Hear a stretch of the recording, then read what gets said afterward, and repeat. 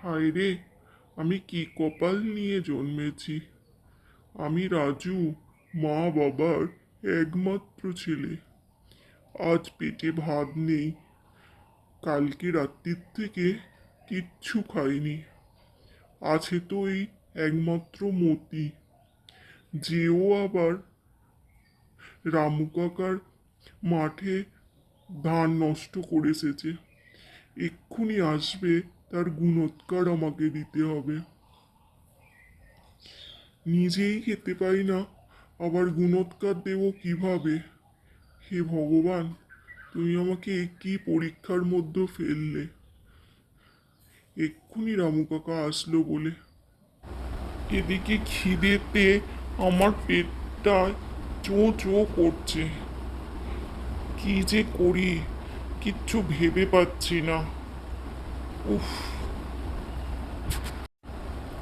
মা, আমাকে তুমি তোমার সঙ্গে নিয়ে গেলে না কেন মা? এরকম একা একা আমি কি করব? হে ভগবান। রাজু, জানিস তো তোর মতি আমার সব ধানগুলোকে নষ্ট করে দিয়েছে। এর দাম তোকেই দিতে হবে। আমি জানি না কি করে দিবি, তবে উপায় বলে দিতে পারি। পাশের ওই জঙ্গলটা থেকে তুই কিছু কাঠ নিয়ে বাজারে বিক্রি করে আমাকে দামটা দিয়ে দিতে পারিস। হা হা হা। আর যদি তা না দিস, তাহলে আমি পঞ্চায়েতে যাব। জঙ্গলে মানুষ দিনের বেলা যেতেও ভয় পায়, আর আমাকে যেতে হবে কাঠ কাটতে। ও মা, কি অন্ধকার এই জায়গাটা, ঢুকতেই ভয় পাচ্ছে। কিন্তু আমার তো কিছু উপায় নেই, চলে গেলেই বরং ভালো। আর একা একা এখানে থাকতে হবে না। মা নেই, বাবা নেই, পেটে খিদে ভর্তি, মতিকেও ভালো করে দেখাশোনা করতে পারি না। যাই, কিছু কাঠ নিই। এত ভাবনা চিন্তা না করে কিছু কাঠ যদি পাই, সেগুলো বিক্রি করে অন্তত রামু কাকার খেসারতটা দিয়ে দিতে পারবো। কোন দিক থেকে যে শুরু করি কিছুই বুঝে উঠতে পারছি না, কোনখানটা থেকে শুরু করি। হ্যাঁ, এইখানে কিছু কাঠ পড়ে আছে, এইগুলোই নিই। রাজু, রাজু,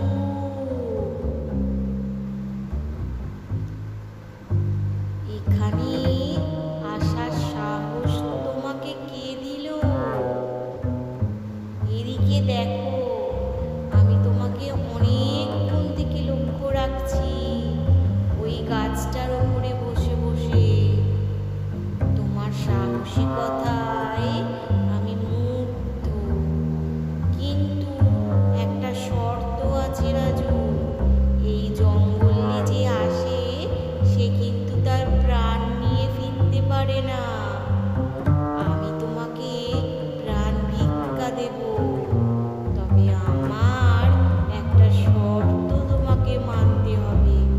কি, রাজি আছো কি?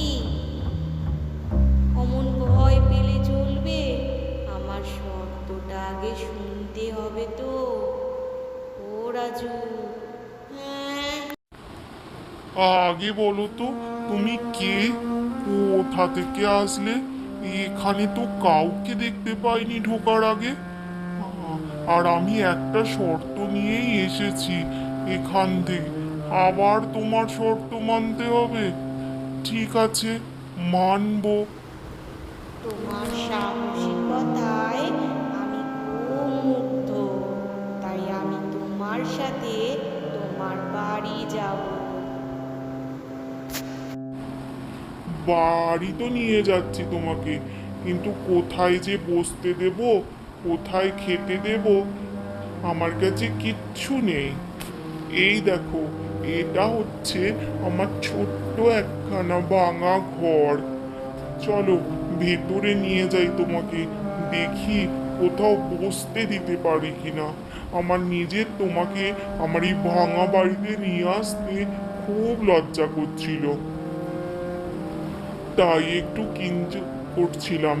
তুমি এলে তো আমার ভালোই হয়, আমার ঘরে তো কেউ নেই মতি ছাড়া।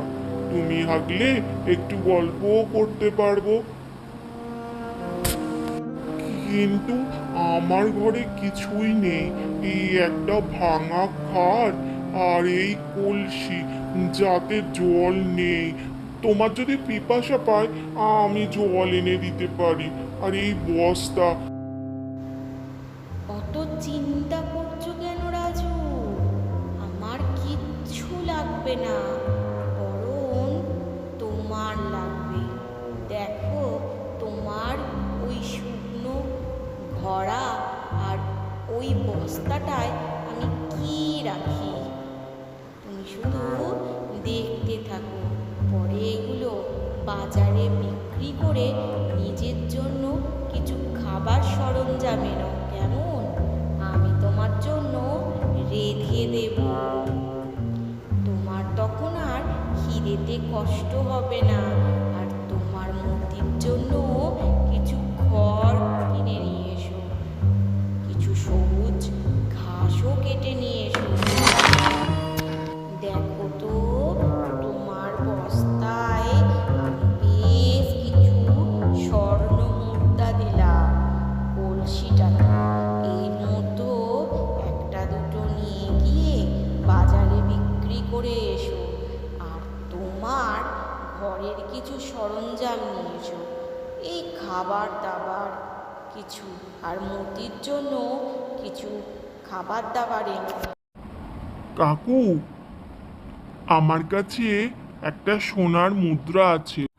কই কই কই কই, দে দে দে দেখি দেখি। যদি ওটা সোনার মুদ্রা হয় তাহলে তোকে ভালো দাম দেব, আর যদি ওটা অন্য কিছু হয় তোকে এখানে মেরে আমি বার করে দেব।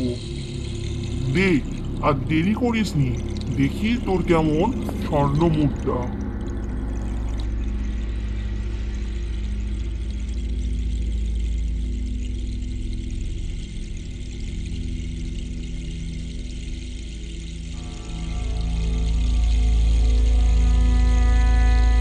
এইটার তুমি সঠিক দাম দিও গো কাকু, তাহলে আমি কিছু খাবার দাবার কিনে নিয়ে যেতে পারি, আর মতির জন্য কিছু খড়কুটো কিনে নিয়ে যেতে পারি।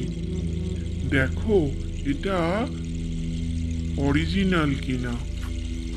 রাজু প্রত্যেক দিন একটা করে স্বর্ণ মুদ্রা বাজারে নিয়ে যায় আর বিক্রি করে। এইভাবে রাজু বড়লোক হয়ে যায়, আর প্রত্যেক দিন ভালো মন্দ খাবারও খায়। এখন তার আর কোনো অভাব নেই। জঙ্গল থেকে আনা সেই রহস্যময়ী নারী তাকে বিভিন্ন রকম পদ রান্না করে দেয়। সে সামনে বসে থাকে আর রাজু মজা করে গল্প করে তার সঙ্গে খাওয়া দাওয়া করে, আর দিনগুলো ভালোই সুখের যায়। কিন্তু মানুষের ভালো দিনও তো চিরস্থায়ী নয়, একটা কালো ছায়া তার ওপরেও পড়ে। যেমন রামু কাকা এই বাড়িটা দেখে আশ্চর্য হয়ে যায়। যে ছেলেটা একদিন খেতে পেত না, সে কিভাবে এই বাড়িটা করতে পারে। সবাই বলছিল বটে রাজু অনেক বড় লোক হয়ে গেছে, তা বাপু এত বড় লোক হয়ে গেছে সেটা তো আমি ভাবিনি। দাঁড়াও, এর রহস্য আমাকে বার করতেই হবে। ওর বাড়ি থেকে একটা মেয়ের হাসির আওয়াজ পাচ্ছি মনে হচ্ছে না? আজকে তোকে বলতেই হবে এই পঞ্চায়েতের সামনে, এই 5 জনের সামনে তুই বল, তুই কোনো তন্ত্রমন্ত্র জানিস নাকি? এত তাড়াতাড়ি এত বড় বাড়ি হাঁকাবি? আর ভেবেছিলিস কি আমরা কিছুই বুঝতে পারবো না? নিশ্চয়ই কালো জাদু কিছু করিস রে রাজু। কালো জাদু করলে এই গ্রাম থেকে তোকে বার করে দেবো। দেখছেন কর্তামশাই, দেখছেন এত বড় করে জিজ্ঞাসা করা হচ্ছে, এই ঝ্যাঁটা ছেলের কাণ্ড দেখছেন? আমি বলেছিলাম না এ কোনো তন্ত্র মন্ত্র করে, সেটাই করছে। আমাদের গ্রামের জন্য এ থাকাটা ভালো হবে না। না কর্তামশাই, না, আমি কোনো তন্ত্রমন্ত্র করিনি কর্তামশাই, আমি কোনো তন্ত্রমন্ত্র করিনি। আমি কাঠ বিক্রি করেছি, সেখান থেকেই টাকা পেয়েছি। ওইখানেই একটা স্বর্ণমুদ্রার ঘটা পেয়েছিলাম, সেইখান থেকেই এই সব জিনিসপত্রগুলো করেছি। আমাকে ক্ষমা করে দিন, আমি গ্রামের কোনো ক্ষতি করিনি। আমাকে ক্ষমা করে দিন, আমাকে এই গ্রাম থেকে বার করে দেবেন না। এই গ্রামে সবাই আছে, আমার আমার মা বাবা সবার স্মৃতি আছে। আমি এই গ্রাম ছেড়ে ভালো থাকবো না কর্তামশাই।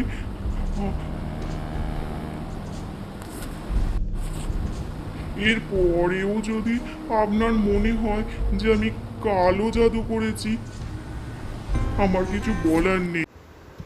তোমার এই অপমান আমি মেনে নিতে পারছি না রাজু, তাই আমি চলে যাচ্ছি।